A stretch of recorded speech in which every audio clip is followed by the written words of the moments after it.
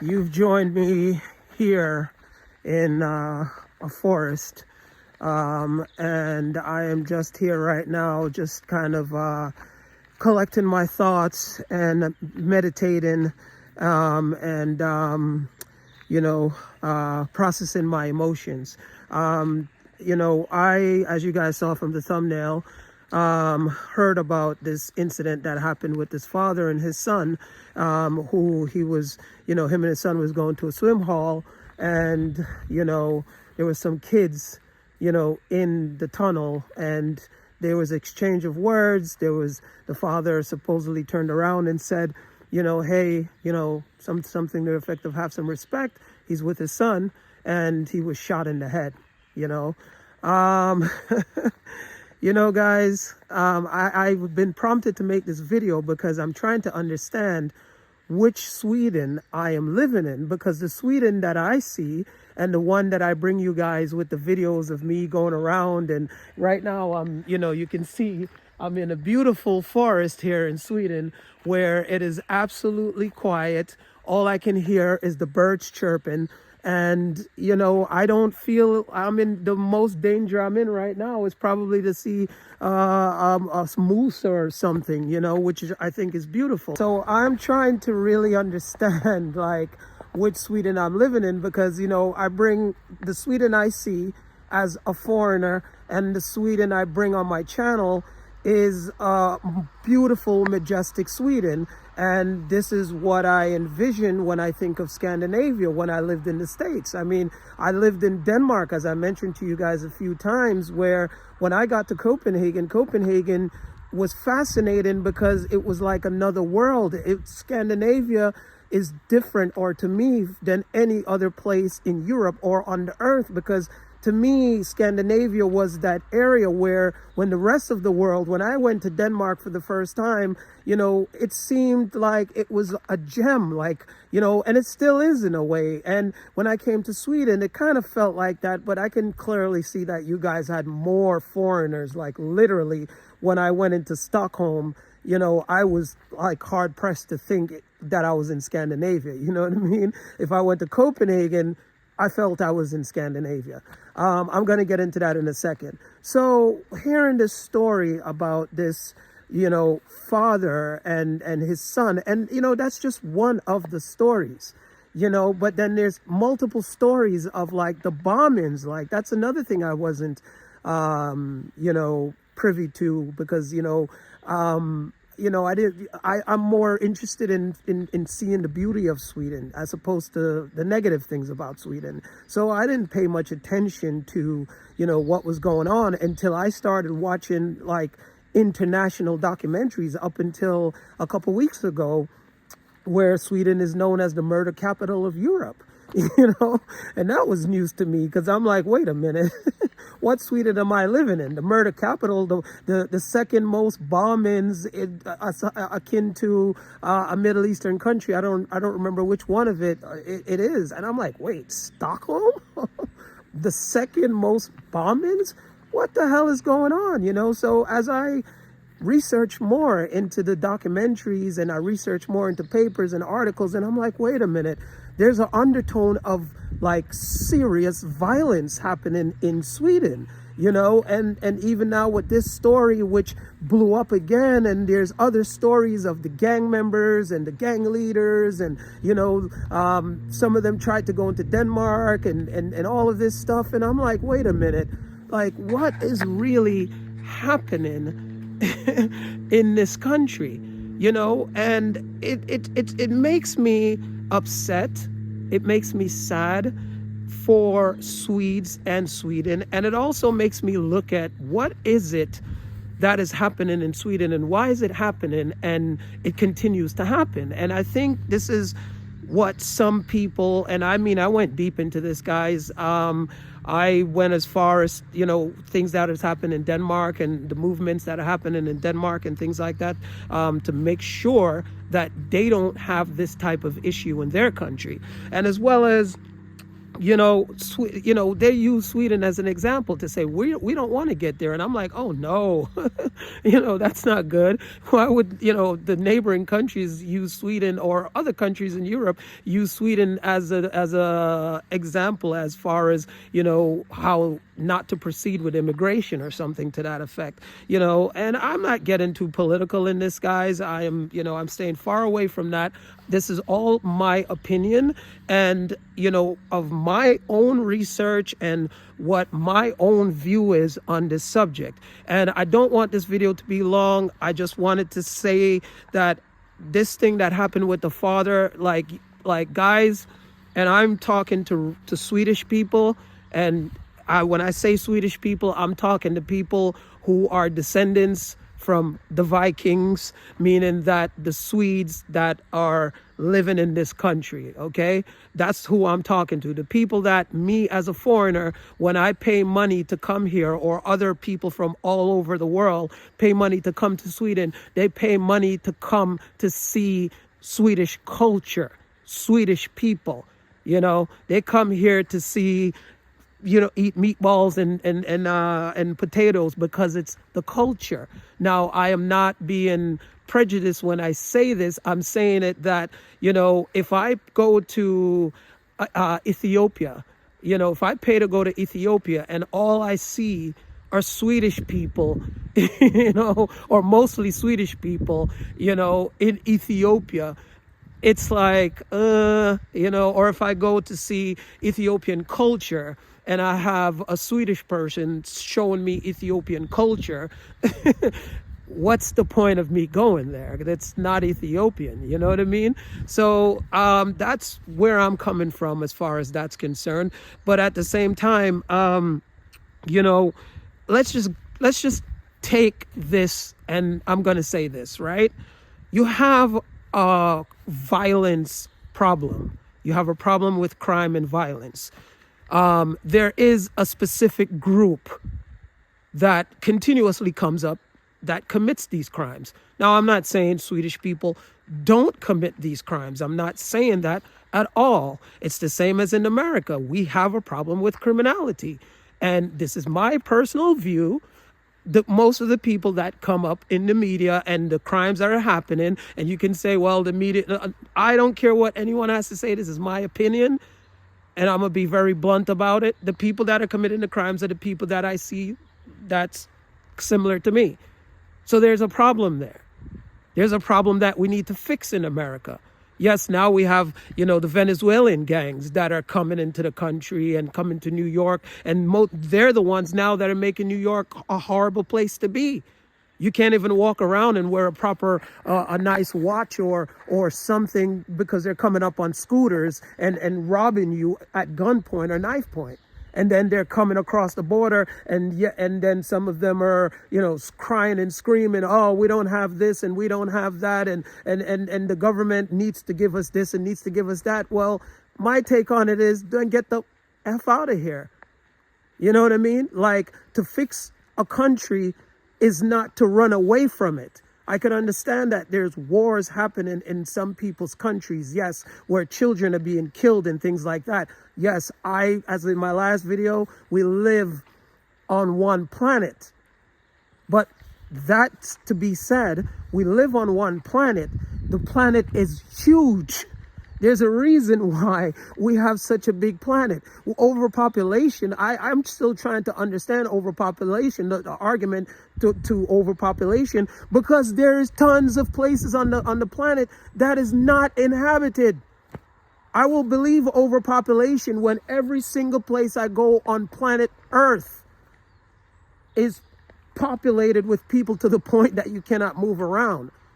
You can believe overpopulation if you live in a city. Yes, but if you go outside the city, look at Sweden, and for instance, Stockholm. Drive 10 minutes out of Stockholm, and how much free land do you see? So I can't believe in overpopulation. I believe in facts. If I see overpopulation, I have to see every single part of this whole planet Earth that it could be inhabited, and there's no other place for us to build. So that part of it for me, why I'm saying that is, you have Swedes, you have a lot of people in your country that are not originally from this country. Now, a lot of the crime that's happening right now, from what I see, the people that are committing the crimes are the ones that are not from Sweden. Not all, a majority. The gang members, the gang leaders, they're not from here, right? So a lot of people in Sweden are afraid to say, you know, we have this problem and they need to get deported. Some people are saying it, but a lot of people, you know, the bureaucracy behind it, you know, is saying, oh, well, you know, what about the ones that are born in Sweden and this and this and this and this, right?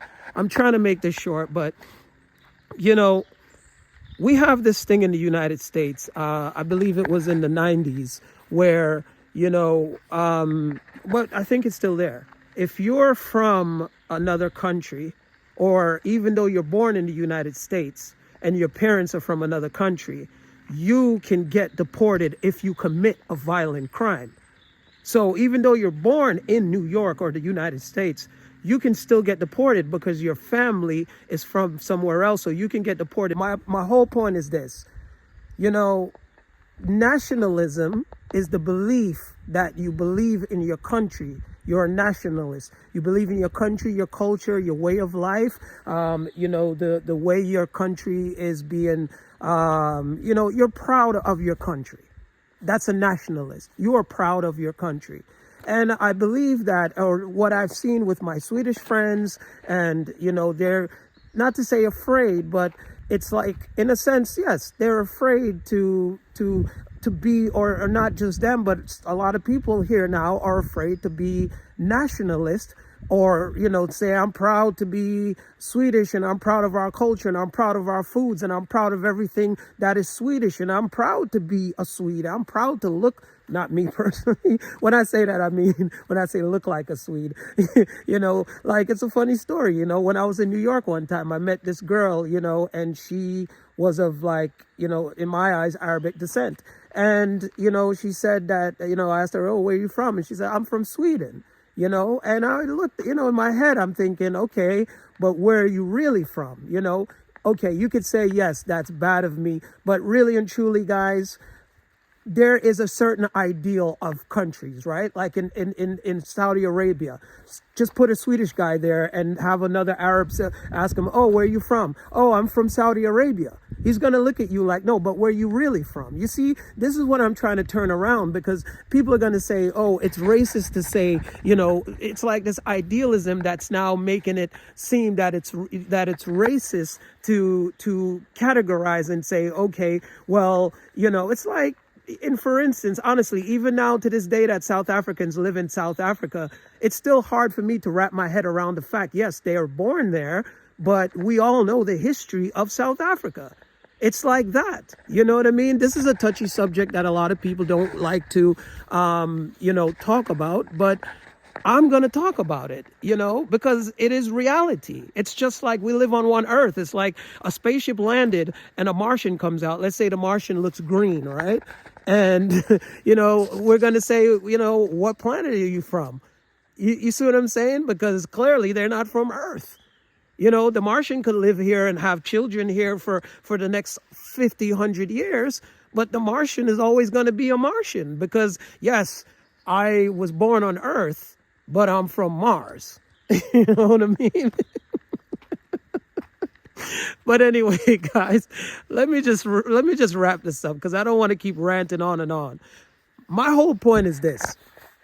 It's time for Swedes, from the government to the ministers to people who can make a change, stand up and do what is right. Stop the bureaucracy. That kid who took a gun and shot a father in his head, that gang leader that are leading gang members to sell drugs and shoot people and kill people in Farsta in the city and put bombs in front of restaurants and things like that, it's not society's problem. It's not society's fault. There's always these commentators that come on TV and say, oh, well, you know, they've been failed by the system. And no, they haven't been failed by the system. They were taken out of a war-torn country given a home to sleep in. They're being given meals. They get free education. They get free health care. I pay for my health care, and I'm from the United States. I pay cash money for my health care in Sweden. I pay cash money for my car. I pay cash for my house. Everything I do in Sweden, I pay cash. I'm not crying for anything. So you want to talk about being failed? I'm not using myself as an example. You know, these people, the system, how did the system fail? Stop blaming the system. They're just people in this world that are evil, and they're evil from the time they're children. That's why we have serial killers. That's why we have, rapists. We have to, Swedish people, you need to wake up and see where the problem lies. The problem is with the individuals. It's not just the system. What happens to all the hundreds of thousands of foreigners who are admitted into Sweden and their children grow up, go to school, become doctors, become ministers, become, CEOs, start their own companies. And they come from the same neighborhoods that these thugs come from. You understand? So please save the crap about the system failed them and they didn't integrate properly and all of this nonsense about where they live and where they grew up. No. Because if you're going to say that, then you're going to need to speak up about all the other hundreds of thousands of people that come from those same neighborhoods that have made a proper life for themselves and did not do these things, and they're living in Sweden. Okay? So at the end of the day, the problem falls on the individual, because what do they say to you, right? In order to impact or have change, you must have change within. Okay? You can blame the mothers or the parents for what they did. Sometimes you can, and sometimes you can't. But at the end of the day, the problem lies with the individual. If I decide to go out there and blow somebody's head off after I make this video, is it right for me to blame society because I personally decided to do something? Oh, well, they were a child. Well, a child has collective thinking. There are a lot of other children right now that are playing in the playgrounds in Sweden, and they don't decide to take a gun and shoot someone in the head or become a gang member or start to sell drugs. They're just some really bad people in this world. So let's not blame society anymore, okay? Let's blame the people that choose to do these evil things, okay? I think you get my point, and I'm just going to sum it up. What I'm saying is this. When I lived in Denmark, you know what I love about Danish people? Danish people are nationalists from the heart, and they're proud of it, and they're not afraid to admit it. You see, people, this media lately, I've watched some documentaries, they're saying, oh, Danes could be borderline racist and all of this stuff. I lived in Denmark longer than I lived in Sweden. I actually have more friends in Denmark than I do here in Sweden. And let me tell you one thing about my time in Denmark. I was surprised when I went back to the United States and people asked me in New York, did you experience any kind of racism in Denmark and all? I said, no, I never experienced not one form of racism in the whole entire Copenhagen. And at times I could have been the only one on one city street or a couple city blocks in Copenhagen. I will tell you the difference about the Danes that I experienced. Danish people, as I said, they're nationalists and they're not afraid to talk up or speak up and protect their culture, their country, and their way of life. They're not afraid of it, and I love them for that. And this is why Denmark and Sweden is a stark contrast when it comes to criminality and the crime problem with groups that are not from Sweden. You see, because what the Danes do, the Danes collectively, as soon as there's an issue, the Danes aren't afraid to speak up about it. They're not afraid to act, and they're not afraid to pass laws immediately to protect their society, their people, and their way of life. Not saying they're excluding anyone else. They're addressing the problem immediately because they're protecting their culture. And I think that is beautiful, because when I go to Denmark, I am happy to drive into Copenhagen and see Danish people. Because that's what I go there for. I go there to experience Danish culture. Nothing wrong with, yes, there's people that are here from, yes, that's okay. But I'm there to see Danish culture. It's like going to Thailand, you go to Thailand to see Thai culture and experience it. You don't go to Thailand to hang out with Germans. I'm not going to go back down that rabbit hole, but you get my point, what I'm saying. So one of the things I saw in a documentary, what I love about the Danes, right? There was this school that Muslim children, there were like couple Muslim children started going to this Danish school. On the Danish lunch menu, they serve pork on the Danish lunch menu. Danes love pork, and I love their Christmas meal with pork in it. So this group of Muslim children, their family decided to make a petition to petition the Danish school system to take pork off the lunch menu for like a few Muslim kids that were going to this Danish school. You know what the Danes said? The Danes pretty much said, I think this went all the way up to the prime minister. The Danes pretty much said, tough luck, to say it lightly, because this is Denmark and pork will be on our menus in our schools. And if you don't like it, you know what I mean? And that's what the Danes pretty much said. It went all the way to the prime minister. Actually, I watched an interview with one of the ministers of culture or something to that effect. Even with the burqas, Denmark, they outlawed it. Some people, it's racist against their culture and their religion and all of this. Well, guess what? It is Denmark. You came to Denmark. This is a Western country, Western society, Western ideals. You were given a chance to live in this country where this is the way the system is. I can't go to Saudi Arabia or Jordan or Iraq or wherever, or Syria, and tell them how to live their lives. They would laugh at you. So why do you have the right to come into a country where you were given an opportunity? It's not like the people in the country begged you and the rest of your culture to come here. You were given the opportunity to live here. Basically, you were given help to get away from the oppression that you all are fleeing from. And you have the audacity to come here and try to tell people how to live in this country and how they should, make it comfortable for you. It's absurd. It's absurd. And any person of your own culture who's advocating for this way of life, this is the reason why the Swedish culture is dying.